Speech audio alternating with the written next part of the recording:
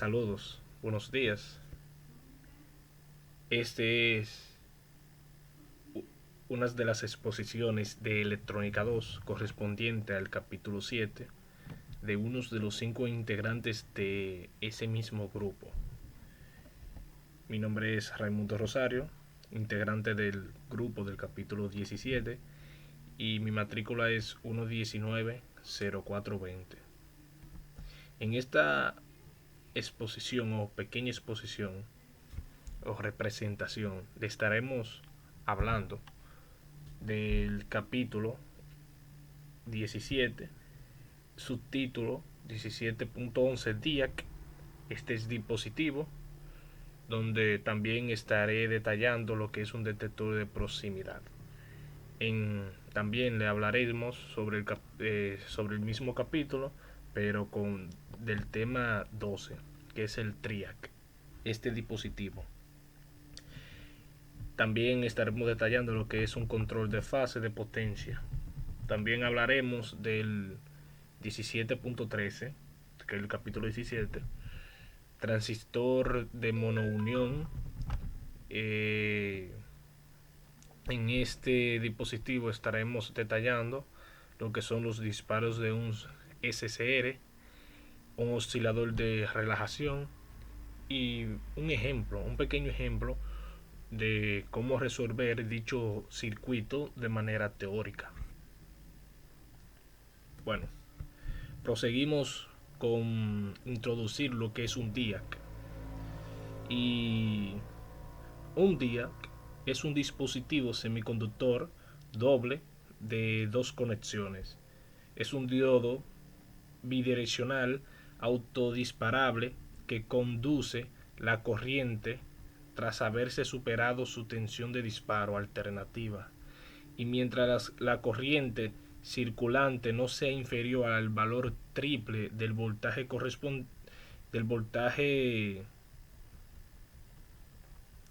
de los voltios característicos para ese dispositivo. El comportamiento es variable para ambas direcciones de la corriente. La mayoría de los DIAC tienen una tensión de disparo doble variable alrededor de 30 voltios. En este sentido, su comportamiento es similar a lo que es una lámpara de neón.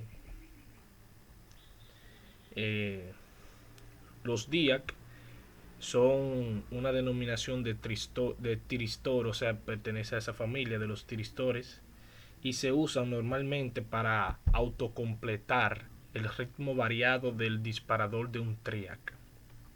Otra clase de tiristor. Eh, Existen dos tipos de DIAC: DIAC de 3 capas y DIAC de 4 capas. Los DIAC de 3 capas es similar a un transistor bipolar sin conexión de base y con las regiones de colector y emisor iguales y muy dopadas. El dispositivo permanece bloqueado hasta que se alcanza la tensión de avalancha o la tensión de rotura en la unión del colector. El DIAC de 4 capas consiste de dos diodos de Shockley conectados en antiparalelo, lo que le da la característica bidireccional. Eh, en esta figura, como se puede apreciar, en este mapa de cartesiano, estas se demuestra con claridad que hay un voltaje de conducción en cualquiera de las direcciones, como ya lo había dicho anteriormente, que el DIAC conduce por ambas direcciones de manera totalmente igual. Esta figura que se puede ver aquí, que dice ánodo 1 y ánodo 2, este es como se ve o como se grafica teóricamente para realizar cualquier tipo de circuito, o su forma de simbólica. También se puede usar la simbología de esta manera. Esta pequeña figura que se puede ver aquí abajo es la construcción básica de lo que es un DIAC, o sea, cómo está compuesto interiormente, que como se puede ver está compuesto por un material semiconductor N1 y semiconductor P1. En la parte inferior está un semiconductor P2 y un semiconductor N3. Y en el medio se puede ver que está dividido ambos extremos por un semiconductor tipo N.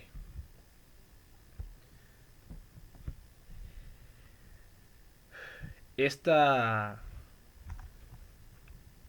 este, esta fórmula que se puede ver ahí es utilizada para buscar lo que es el voltaje de BR1, o sea,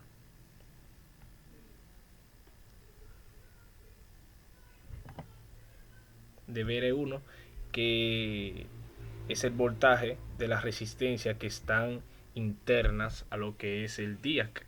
Este puede ser encontrada mediante los siguientes datos, que dice es igual a voltaje de BR2 más menos 0.1 voltaje de BR2. Bueno, ahora proseguimos con lo que es un detector de proximidad. El uso de DIAC en un detector de proximidad se puede mostrar en esta figura, donde estos son unos de los usos que que se le puede dar a lo que es el DIAC. La finalidad de este circuito es que cuando una persona se aproxima al electrodo de detención,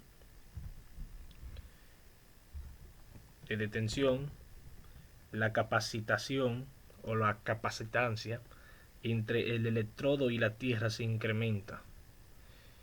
El UJT programable es un dispositivo que se encenderá cuando el voltaje del ánodo vea sea por lo menos de 0.7 voltios, mayor que el voltaje de la compuerta.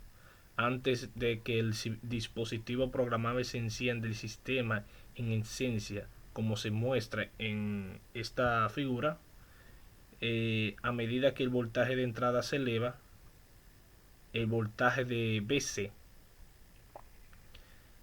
en el DIAC lo hará como se muestra en dicha figura.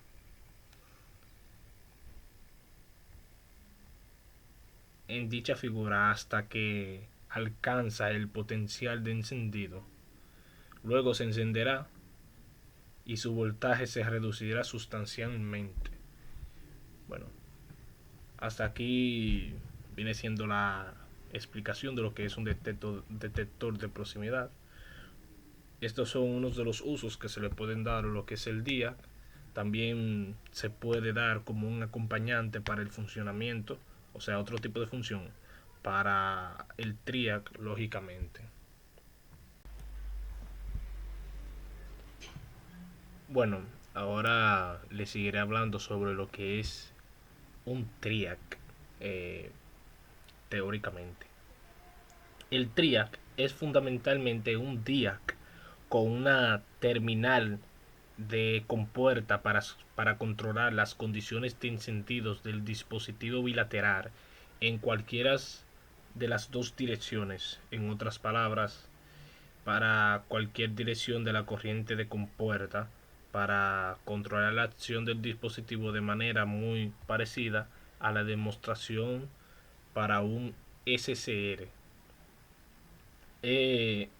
Esta también puede ser definida de esta manera.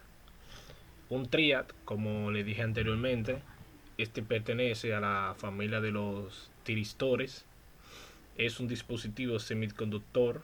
La diferencia con un tiristor convencional es que este es un unidireccional y el triad es bidireccional. De forma coloquial, podría decirse que el TRIA es un interruptor capaz de conmutar la corriente alterna.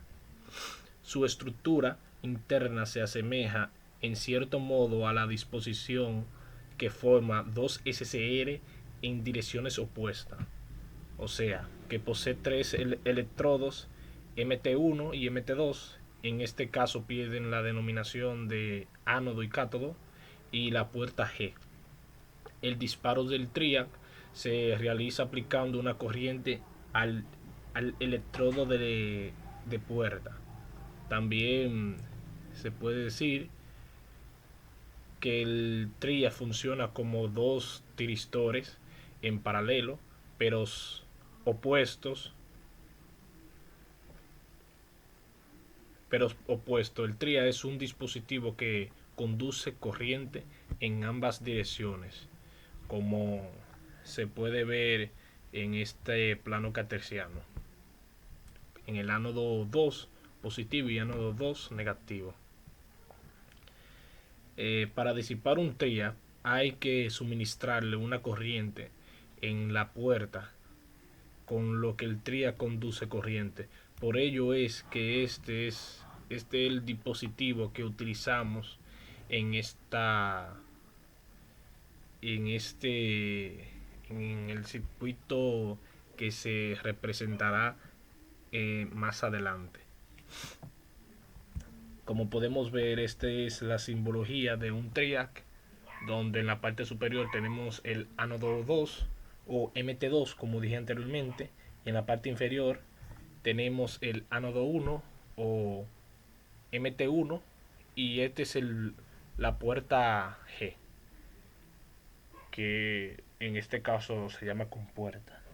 Esta es la forma de cómo está construido internamente lo que es el dispositivo electrónico del DIAC, donde en la parte superior vemos que está compuesto por dos materiales tipo semiconductores tipo N y un tipo P, y en la parte inferior podemos ver que está construido por dos materiales tipo N y un tipo P, y en el medio hay un material que lo divide a estos materiales, que es el tipo N. Aquí podemos ver cómo son o sea, cómo están construidos, cómo se ven en la vida real, como se puede apreciar en esta figura. Ahora proseguimos al siguiente tema, que son control de potencia, control de fase de potencia. Una aplicación fundamental del TRIAC, lógicamente, se presenta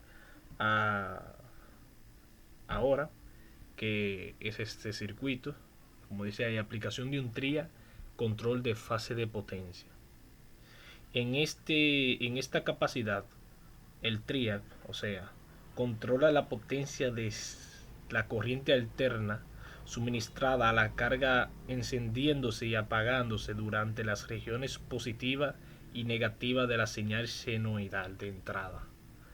La acción de este circuito durante la parte positiva de la señal de entrada es muy parecida a la encontrada para el diodo de Shockley. La ventaja de esta configuración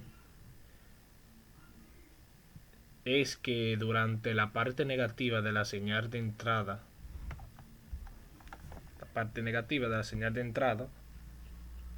se obtendrá el mismo tipo de respuesta, ya que tanto el DIAC como el TRIAC se pueden encender en la dirección inversa.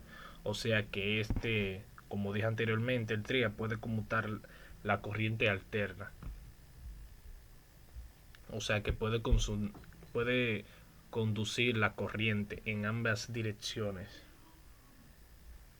La forma de onda resultante de la corriente a través de la carga aparece en la parte izquierda, o sea, en la parte derecha superior, como se puede ver aquí en esta figura.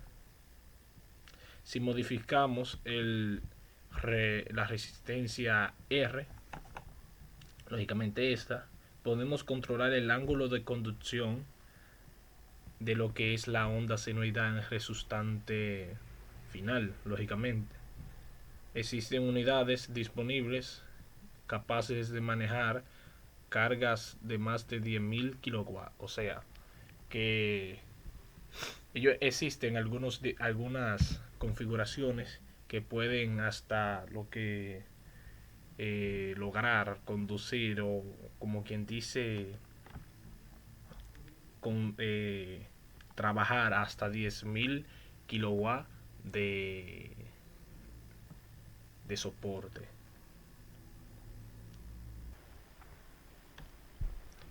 Transistor de monounión. Ahora seguiremos hablando sobre este dispositivo. El transistor de monounión, también llamado transistor de uniunión o transistor de uniyuntura, es un tipo de transistor constituido por dos zonas semiconductoras y por lo tanto una conjetura PN, como se ve en la siguiente figura.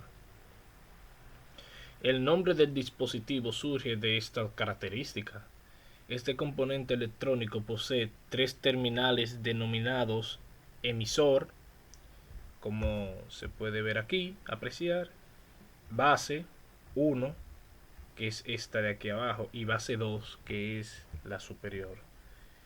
A diferencia de otros transistores, este dispositivo no se utiliza en amplificación lineal, sino que se reserva para aplicaciones de conmutación como interruptor o para los usos de SCR. Más específicamente se utiliza ampliamente en los circuitos de disparo de los rectificadores controlados por silicios y triac. También su bajo costo y sus características han garantizado su uso en una amplia variedad de aplicaciones como osciladores, generadores de impulsos, generadores de onda de diente de sierra, control de fase, circuitos de temporización y fuentes reguladas de voltaje o corriente. Los transistores de monounión originales se consideran obsoletos, sin embargo, un dispositivo multicapa denominado transistor uniyuntura programable, como yo le dije anteriormente, los transistores de monounión pueden ser llamados también de uniyuntura, que también en inglés se dice, o sus siglas son PUT, del Programming Uniyuntura Transistor, desarrollado posteriormente, sigue estando ampliamente, o sea, este fue desarrollado y actualmente se sigue utilizando en muchas variedades de dispositivos hoy en día. Como se puede apreciar en esta figura, el transistor de monounión está construido de la siguiente manera. Consiste en un bloque de material semiconductor tipo N ligeramente dopado, en cuyos extremos se sueldan dos contactos de bases, que son esta y esta, en un punto intermedio entre B1 y B2 se difunde una región tipo P, conformando ya la coyuntura tipo PN, que viene siendo esta. El tercer terminal, llamado emisor E, que esta barra de aluminio, se conecta al semiconductor tipo P. La región de tipo P está fuertemente dopada, lo que le otorga una baja resistividad, en tanto la región tipo N se encuentra ligeramente dopada, lo cual resulta en una alta resistividad de esta región. La unión suele estar más cerca de B2 que de B1, o sea, la unión del emisor de esta barra de aluminio suele estar más cerca de B2, de base 2 o de B2 que de B1, por lo que el dispositivo no posee una estructura simétrica. Esto permite proporcionar características eléctricas óptimas para la mayoría de las aplicaciones que se utilizan. Ahora ya me pasa a la siguiente imagen. El símbolo del diagrama esquemático para un transistor monounión representa el cable de emisor en una flecha, como se puede ver aquí. El emisor está representado por una flecha que muestra la dirección en que la unión emisor-base permite la conducción de la corriente. Un UJT complementario utiliza una base de tipo N y un emisor de tipo o sea, utiliza una base tipo P y un emisor tipo N, por lo que el símbolo indicará la dirección opuesta a la flecha del emisor.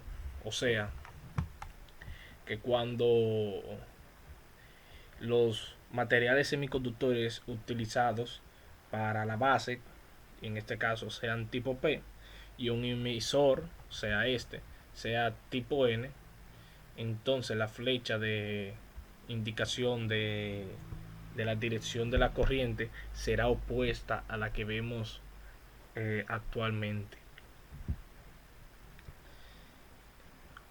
Ahí se puede ver la simbología y la configuración de la polarización básica para el transistor de monounión, como se puede apreciar aquí. Este es el B1, el B2 y este es el emisor, como ya dije anteriormente.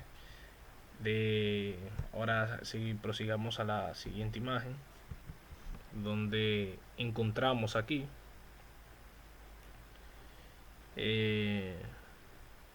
o sea, este viene siendo un circuito equivalente de un UJT. Observe que la simplicidad relativa de este circuito equivalente a dos resistencias, uno fijo y el otro variable. El fijo es RB2, donde el emisor está más cerca, y el variable viene siendo RB1 en este caso, y un diodo único que estará localizado en el emisor. La resistencia se muestra como un resistor variable, puesto a que su magnitud variará con la corriente IE.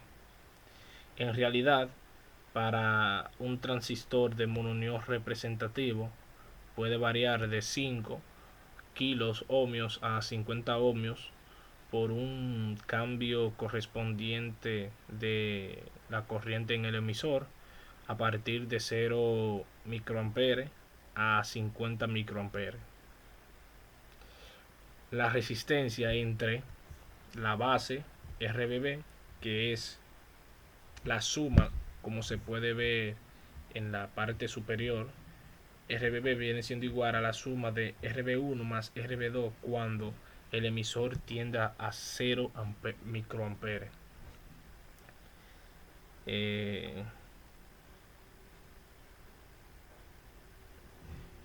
Como se puede ver, esta es la ecuación.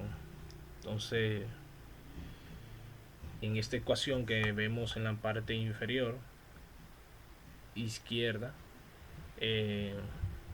nos dice que el voltaje de RB1 va siendo igual a la resistencia de la base 1 dividido entre la resistencia de la base 1 más la resistencia de base 2 por, déjeme entrar de nuevo a la diapositiva.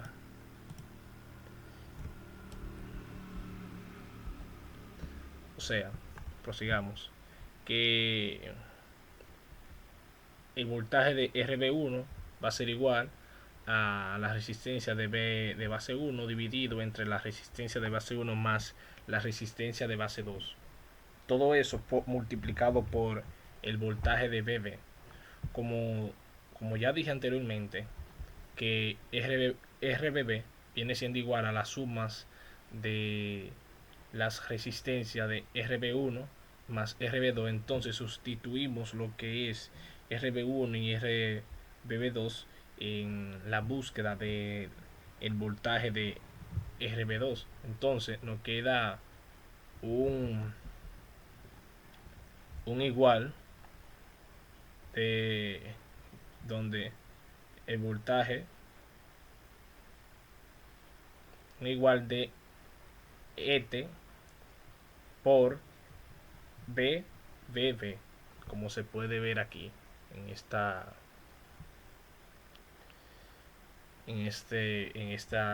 fórmula.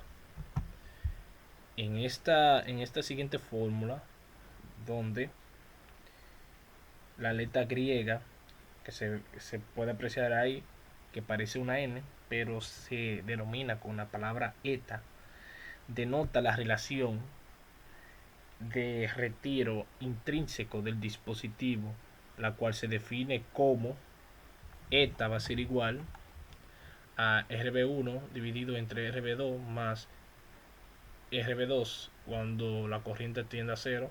Esto prácticamente es igual a RB1 dividido entre RB2, porque se sabe que RB1 más RB2, las sumas de estas es igual a RBB. Entonces este viene siendo su igual predeterminado. Entonces, por último, el voltaje P viene siendo igual, o se puede decir que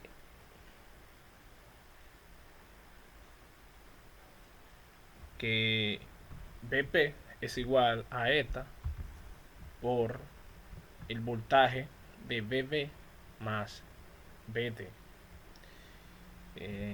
Déjeme proseguir a la próxima diapositiva para seguir la explicación. Disparo de un SCR. Bueno, este es otra de las aplicaciones de un UJT o de un transistor de monounión. Esto se dice o se explica que es un disparo de otros dispositivos como el SCR, los elementos básicos de un circuito de disparo, como se puede mostrar en esta figura. El resistor R1, esta, se debe escoger para garantizar que la línea de carga determinada por R1 pase a través de las características del dispositivo en la región de resistencia negativa, es decir, a la derecha del punto pico, pero a la izquierda del punto valle, como se muestra en esta figura, en este plano, se puede decir así. Si la línea de carga no pasa a la derecha del punto pico, se puede ver aquí esta línea de carga,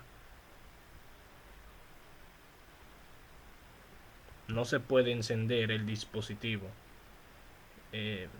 Se puede establecer una ecuación para R1 que garantice una condición de encendido si consideramos que el punto pico en el cual la corriente que pase por R1 va a ser igual a IP y V, el voltaje en el emisor,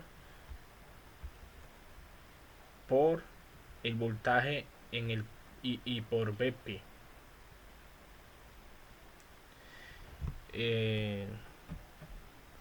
Entonces, Para garantizar el encendido, la condición que se utiliza será igual a que R1 será mayor a B voltaje, o sea, el voltaje de la fuente menos el voltaje de B divididos entre la corriente de B, como se puede ver aquí en esta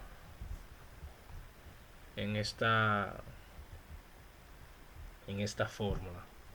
Entonces, prosigamos, donde nos dice que para garantizar el apagado dicho de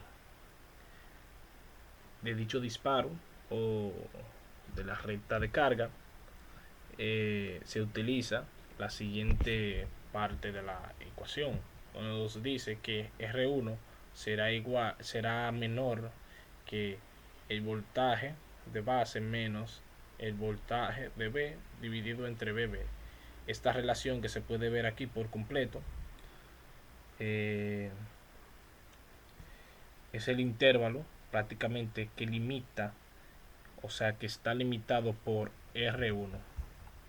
Ahí todo dependerá de qué valor tendrá R1 para lógicamente proceder con las descripciones del circuito.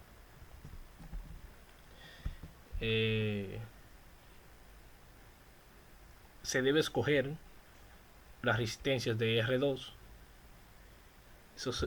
suficientemente pequeña para asegurar de que el SCR no se encienda por el voltaje de BR2 que se puede apreciar en esta figura, donde nos dice que esta es la red de disparo cuando la corriente del emisor sea igual o sea cercana a 0 amperes.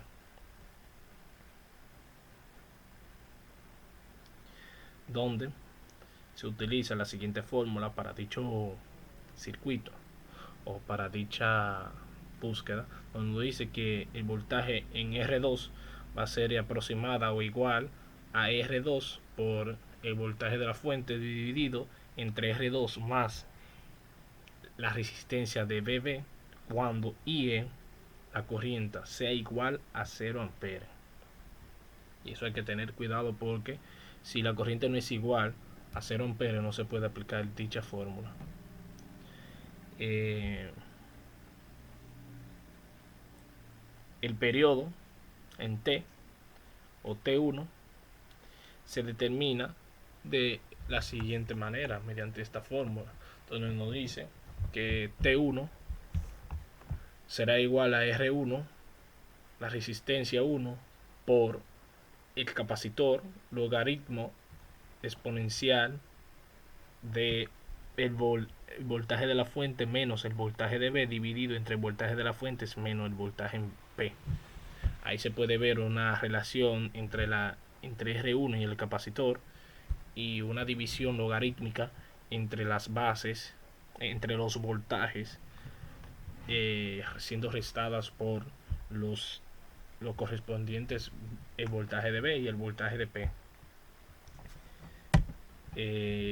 Para buscar el periodo 2 o T2, este será igual a la suma de RB1 más RB2, a R2, no RB2, R2. Esto se suma y luego se multiplica con el capacitor, donde este será multiplicado por el logaritmo exponencial de BP dividido entre BB. Bueno, para buscar lo que es el lapso de tiempo para completar el ciclo, este viene siendo definido por la letra T, este lapso de tiempo, donde este va a ser igual a T1 más T2. Las sumas de estos dos periodos viene siendo igual al lapso de tiempo. Bueno, ahora voy a proseguir con la explicación del siguiente tema, que es un oscilador de relajación. Si el SCR se redujera de la configuración la red se comportaría como un oscilador de relajación y generaría la forma de onda de, de la figura que vimos anteriormente, que era la 17.44. La frecuencia de oscilación viene siendo dada por esta fórmula, que donde dice frecuencia de oscilación viene siendo igual a 1 sobre t, sobre el lapso de tiempo. También esta puede ser encontrada por esta fórmula, donde dice que la frecuencia es aproximada o igual a 1 sobre R1 por el capacitor por el logaritmo exponencial entre corchetes de 1 dividido entre paréntesis 1 menos eta. Esta, esta división nos daría lo que es la frecuencia igual o aproximada a lo que... Bueno, ahora proseguimos con lo que es un ejemplo de este tema, transistor de mononión. Haremos un ejemplo de lo que es una configuración teórica, como se puede apreciar, de utilizando lo que es el dispositivo de mononión o uniunión, como se puede ver aquí en lo que nos pide dicho ejemplo es determinar la resistencia de RB1, que es esta de aquí abajo, esa resistencia que está desde R2 hasta la placa semiconductora. Es este terminal nos está mandando buscar. También nos está mandando buscar lo que es RB2, que viene siendo esta también, la que está aquí. Y, o sea, nos está mandando a buscar ambas resistencias cuando la corriente en E tiende a cero. Los datos que nos están dando es el voltaje de la fuente, que es 12 voltios, R1, que, que es igual a 50 kiloohmios, un capacitor de 0.1 picofaradios y una R2 de 0.1 kiloohmios. También nos está dando una RBB igual a 5 kiloohmios, una ETA igual a 0.6, un voltaje en B igual a 1 voltio, una IV igual a 10 miliamperes y una IP igual a 10 microamperes. La RB1 nos está diciendo que es igual a 100 ohmios durante la fase de descarga. Este viene siendo el punto A. El punto B nos dice que calcule el BP cuando el voltaje necesario para encender el UJT. También nos dice el punto C, determinar si R1 está dentro del intervalo permisible de los valores determinados por la ecuación 17.8, que viene siendo explicada en el tema anterior de los transistores mononión, para garantizar el encendido de un JT. Ahora proseguimos con la determinación de un RB1, lo cual ya tengo realizada con anterioridad, donde nos dice que eta, la fórmula de eta viene siendo igual a RB1 dividido entre RB1 más RB2. Como dije anteriormente, RB1 más RB2 es igual a RBB. Entonces, proseguimos y sustituimos lo que es eta con el valor dado aquí en el diagrama, donde eta es igual a 0.6 igual a RB1 por dividido entre RBB.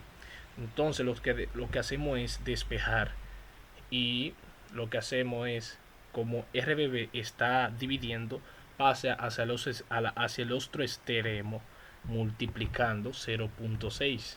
Entonces nos quedaría de esta forma. Sustituimos luego lo que es RB por su valor correspondiente de 5 kiloohmios, lo cual nos dará lo que es 3 kiloohmios. Como ya sabemos que RB2 es igual a RBB menos RB1. Entonces lo que hacemos es sustituir sus incógnitas por sus valores correspondientes, donde este valor nos dará 5 kiloohmios menos 3 kiloohmios, viene siendo 2 kiloohmios. De esta forma ya tenemos los valores determinados de RB1 y RB2, lo cual ya tenemos el punto A realizado. El punto B, como nos dicen, que calcule el BP, o sea, el voltaje necesario para encender el UJT o el transistor, donde BP es igual a 0.7 voltios, o sea, el voltaje que se utiliza para encender o conmutar el transistor, más una división entre la suma de RB1 más R2 por 12 voltios dividido entre RB1 más R2, que es igual a RBB más R2, donde nosotros sustituimos sus valores por sus valores correspondientes. Luego dividimos, multiplicamos sus correspondientes por la ley de la suma matemática y división, y luego sumamos y al final nos quedará como 8 voltios. O sea que BP viene siendo igual a 8 voltios. Se necesitan 8 voltios para lo que es encender dicho transistor. En el punto C, como podemos ver, nos dice que determine si R1 está dentro del intervalo permisible de los valores determinados por la ecuación anteriormente explicada para garantizar este encendido. Como ya sabemos, B, que es 12 voltios, es igual a BP dividido entre IP, que viene siendo 10 mA ya antes dado. También nos dicen R1, y como ya sabemos que R1 es igual a 50 kiloohmios, al final lo que hay que comparar luego de sustituir y dividir y restar los valores correspondientes, como ya estamos visto, donde nos dice, donde nos queda que esta división y esta división, la primera división nos quedará 1.1 kiloohmios y la segunda nos quedará 400 kiloohmios, donde se puede ver que la resistencia R1 es igual a 50 kiloohmios, o sea, esta queda dentro de este intervalo de permisible para garantizar el encendido de un JT. Y con eso finalizamos lo que es este ejemplo, donde se muestra teóricamente lo que es una resolución de un circuito con un... Bueno, ahora yo voy a explicar, o voy a hacer una breve explicación de una configuración de un TRIAC, y o sea, de la aplicación de un TRIAC y un DIAC en lo que es en una configuración para cualquier tipo de configuración. Como se puede ver, estoy utilizando Proteus para realizar dicha configuración y ver la utilidad que pueden dar lo que son los TRIAs y los DIA en el medio de hoy vivir. Como podemos ver, con simplemente ver y analizar dicho circuito, se puede analizar que este es un dimmer, o sea, un variador de intensidad de corriente, donde este corresponderá mediante una resistencia, un potenciómetro y un capacitor, un DIAC, un TRIAC y la fuente de voltaje, y lógicamente una bombilla eléctrica. Este circuito está alimentándose mediante 120 voltios, donde su funcionamiento corresponderá a que la resistencia de R1 y el potenciómetro van a, como quien dice, a retrasar lo que es el tiempo de cargado de lo que es el capacitor. Lógicamente, luego que como la corriente transcurrirá por el camino donde haga menos resistencia, en pocas palabras. Este primero se irá a cargar el capacitor. Cuando dicho capacitor esté cargado, en la corriente entonces eh, transcurrirá al DIAC, activando lo que es el TRIAC y prácticamente encendiendo lo que es la bombilla eléctrica. Como ya dijimos anteriormente, el TRIAC funciona, o sea, puede conmutar lo que es la corriente alterna, o sea, se puede activar independientemente de que la onda senoidal de la corriente alterna esté en el área positiva como en el área negativa, como se puede apreciar ahora a la activación o, o play de dicho circuito. Como se puede ver, la, la se puede ver que la intensidad de la corriente varía lo que es el encendido de la bombilla eléctrica, debido a que como la onda senoidal eh, en el plano cartesiano, la onda senoidal eh, prácticamente no está completa, en pocas palabras, o sea que la gran parte de la onda senoidal es consumida por el capacitor, lo cual corta la onda, todo dependiendo si es al principio o al final. Luego esta entra en función donde solo prácticamente dificultará, o sea, está como interrumpirá lo que es la alimentación de la bombilla en dicho circuito. Este prácticamente es un dimmer donde se varía lo que es la intensidad de la bombilla. Como dije anteriormente en la explicación teórica, el DIAC, una de las funciones principales del DIA es corresponder a lo que es el TRIAC. Esto fue todo. O sea, esta fue toda mi exposición. Espero que les haya gustado. Y muchas gracias.